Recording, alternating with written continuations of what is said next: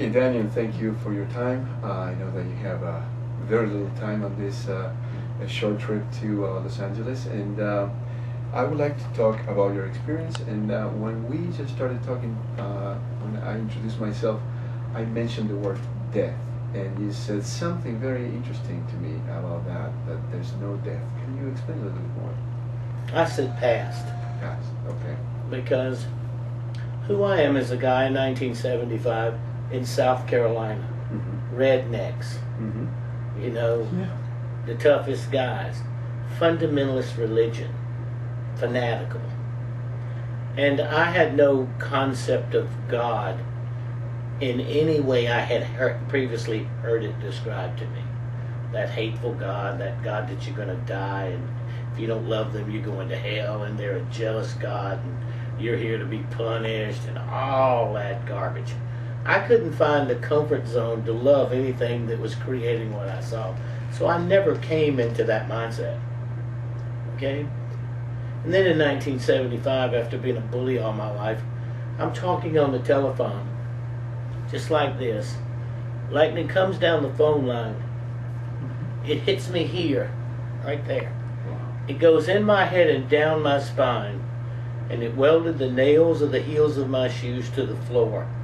It threw me in the air, suspended me in the air, threw me back down on the bed, burning, on fire. I can't see because a ball of fire connected to the lightning passed through the room. Mm-hmm. I don't know what happened to me. I feel so much pain, it's so unbearable, and then I'm lifted out of my body. Then I'm looking down at my body, but I wasn't paying much attention to it. It was not the most important thing to me. Mm-hmm. It's like watching your soccer team, your favorite soccer team, lose. Mm-hmm. Okay, but you can still turn away and eat chips and talk to your friend and whine to each other about it. Exactly. Okay, and then I began to realize that there is another world and that no one ever really dies. And then I watched them load me in the ambulance and all that stuff going on, and then I heard the paramedics say, "He's gone, he's gone." I thought, gone where? I'm here, the paramedics here, the lump's here. Okay, that's us. I hear these chimes and I start down this tunnel. And this tunnel is moving whether I'm moving or not. And I come into this place of bright, brilliant, beautiful light, but it is, Jorge, is peaceful and calm. It's serene. It's like after you've been on a long, long trip and you pull in the driveway. Mm-hmm. And you see home, and you open the door and you walk into your own home.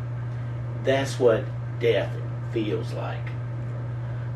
People are met by presences and beings. I studied this being through 3 near-death experiences over a 22-year period. I've been over there and back 3 times in 5 surgeries.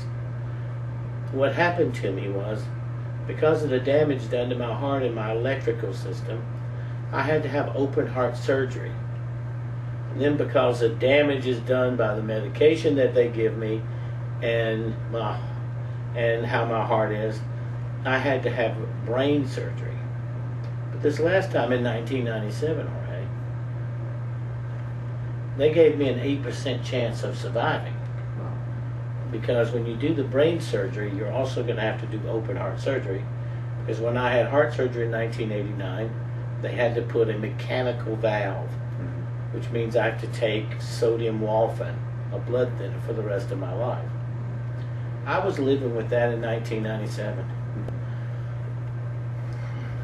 And I had no more problems about if I left this world. There is no death.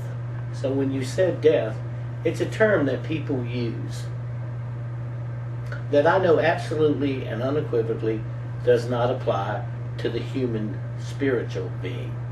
Okay. It does not ever die. It has a method by which it leaves this world. And how am I so sure? Like I said earlier, I've been through 3 of these experiences. 1 death experience, being struck by lightning, Mm-hmm. but 2 near-death experiences from open heart surgery and brain surgery. But with what I saw on the other side, Jorge, it's everybody has things happen to them in their life. It's what they do with that really matters. Exactly. Mm-hmm. You know, we all make choices. Well, I became a hospice volunteer. Yeah, I know. I decided to sit down at the bedside of people who were leaving this world because I know what's next. Well, here in this year, 2009, I've been doing this for 32 years. I have 26,000 hours at the bedside, and I have literally every honor you could get or been nominated for it. Mm-hmm. So from a near-death experience in 1975, and then in 1989, then in 1997, I have helped a lot of families deal with someone who was passing. Passing. That's the word. Passing. Okay.